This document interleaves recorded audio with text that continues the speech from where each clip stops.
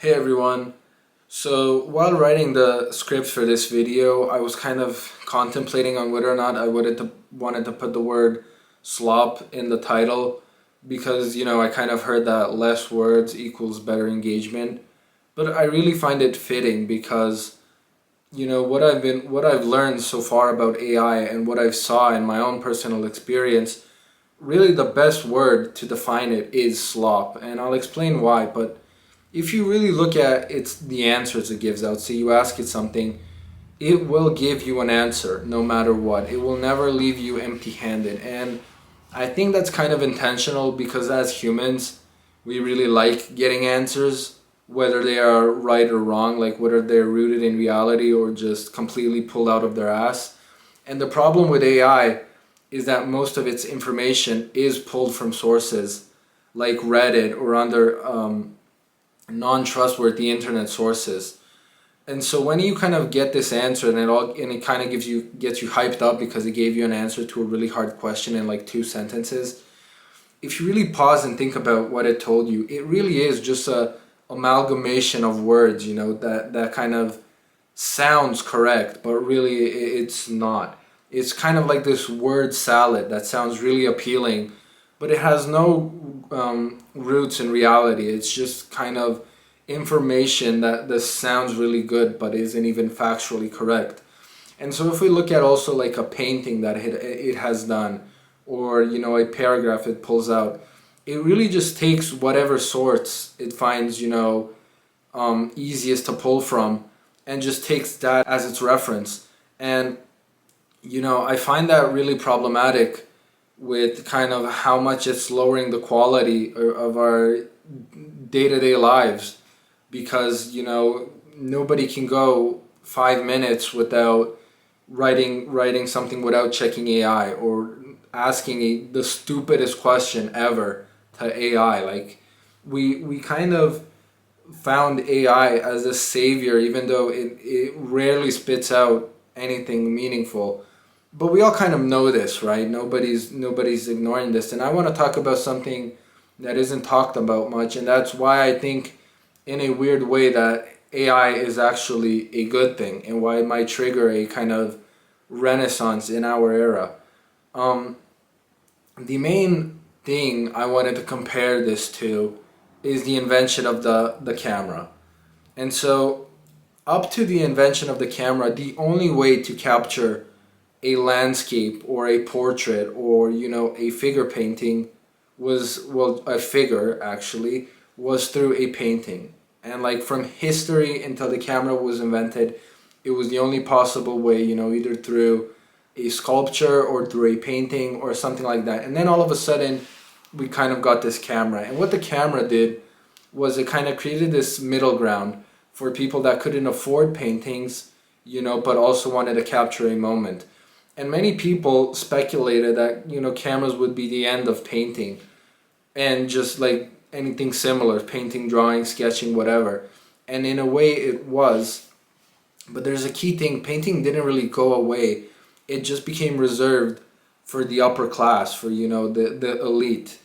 And I don't know if you can see where I'm going with this, but I think that things created by the human hand will become also a thing for the elite, kind of like how the photograph or the camera was a leeway for paintings to become this sort of super exotic, luxurious thing, at least if it's a real painting and not some printed garbage. But my point is, when we compare, we can also use the example of like clothes. So after the Industrial Revolution, after clothes became mass produced, we kind of have this bell curve where the super poor man, can't afford but to make his own clothes, from scrap materials, from his wool or whatever. And then we have the middle class, which buys kind of the worst, the industrialized, mass-produced garbage. And then we have the elites, which then again have hand-tailored clothes that fit them perfectly from the best items. And we can compare this with anything. Again, the farmer drinks his own raw milk or from the highest quality pastures. The kind of middle class that lives in cities, kind of eats whatever garbage they're served, and then the elites have, these mansions in the middle of the countryside where again they can afford the best food possible. And so I think that, AI and all this slop it puts out, whether it's writing or, because I don't even think we're going to be able to differentiate between AI videos and real videos, or, I've already seen a lot of AI books being produced. And that's a future that's really, coming way sooner than we think. Like, I don't think people understand that this is the reality in the next maybe 4 or 5 years at maximum, most likely earlier. And so, just as nobody really wants to buy that book, I think a lot of that AI book, sorry, I think that a lot of people who are going to be able to afford a real book will absolutely invest into a real book. Just as, you buy your furniture from IKEA only because you can't afford some handmade stuff made by a masterful carpenter. And the same thing will go for all forms of art, which is painting, drawing, writing. I think that AI will kind of serve as this middle ground garbage that people will only use for necessity. And it's important to understand, when people said that photography will destroy painting, the people that replaced painting with photography never could have afforded a painting in the first place. The elites never changed their art forms. If you look at the elites and their houses, they still have statues around, which is kind of weird because for most of us, statues are the sculptures. Sculptures are these super outdated things, that nobody really cares about. But the elites still have them. Like, go around any mansion, you'll see a bunch of like lions, tigers, stuff in Greek mythology. And the same kind of goes with anything else. AI will only replace art for those who couldn't have afforded the real thing in the first place.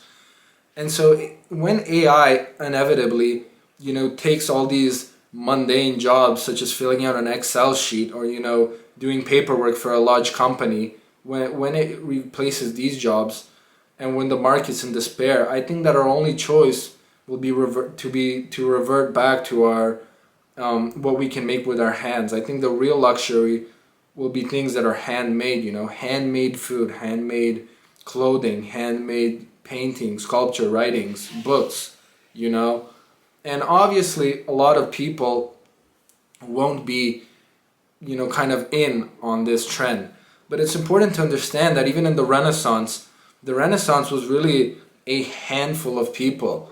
Your average Roman farmer didn't really experience the Renaissance. He wasn't really, it wasn't just because it was the Renaissance, doesn't mean that every Roman citizen was writing, painting, tilling his land, doing all these things, being a Renaissance man. No, it was maybe like 1% or maybe 5% of the whole population that created the whole Renaissance we know today.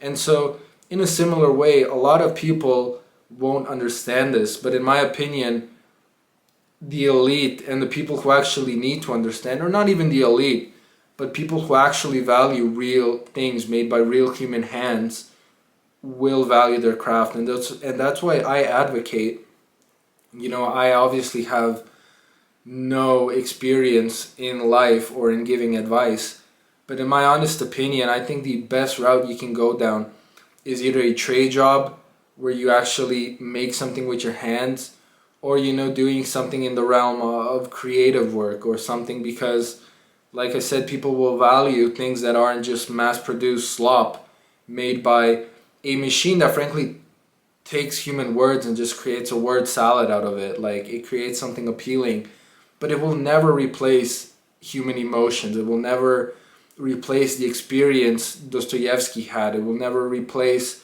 the agony Michelangelo had when creating David. And I can go on and on. But yeah, let me know what you guys think. I think that the future is in the work that can be created with your own two hands and feet. I'm not really sure where the world is going with all these jobs replaced. There might be a market collapse before we even get a chance to experience the Renaissance. But nevertheless, it still sounds like the safest route to go down if you're a young man trying to make something work in this life. But that's about it. I'll see you in the next one.